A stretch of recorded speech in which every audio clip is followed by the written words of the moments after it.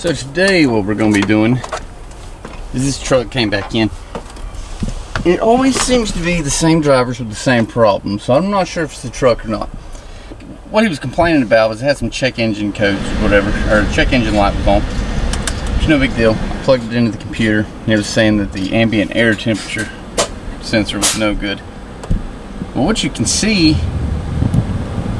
hopefully, put a focus on that, is right up here, it's not working. It's pretty simple.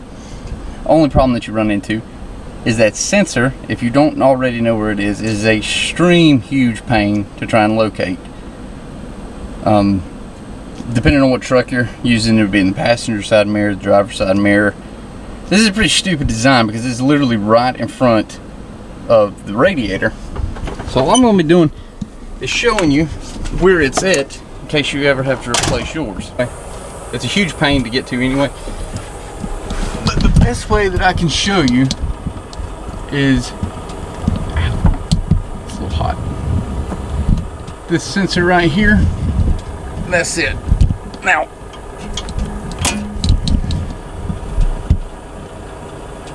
this is all that it is to it. Now you can replace the whole sensor. Sometimes the wire, like right there, they just pop loose. But if you follow that wire back, it runs all the way down the frame rail there, inside right here, and then into the back side of the radiator.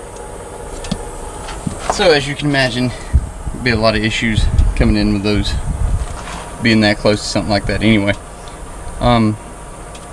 That's really all there is to it.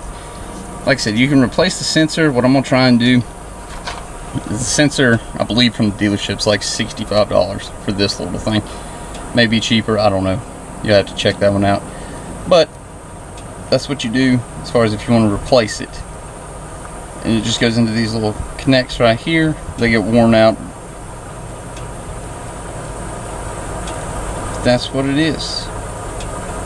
I'll show you the schematic too from the computer. Alright, so with the computer, obviously it's showing the code of P007015.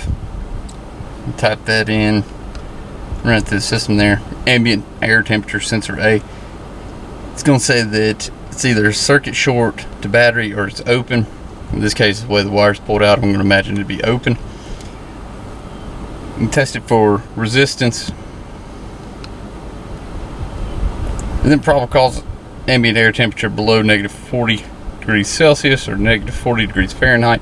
Definitely not the case. Here in South Carolina, it is probably close to 100 degrees today in September, almost October.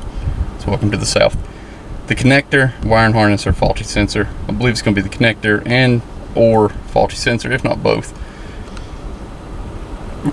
And then just the basic checks, whatever. Connector check, visual wire and harness check, and then done. That is it. The good thing about this though is it does help you see where it runs from. It's back of the instrument cluster to out of the firewall to the front of the grill, and then that is it. So hopefully that helps somebody. Replacing it is as simple as taking it off.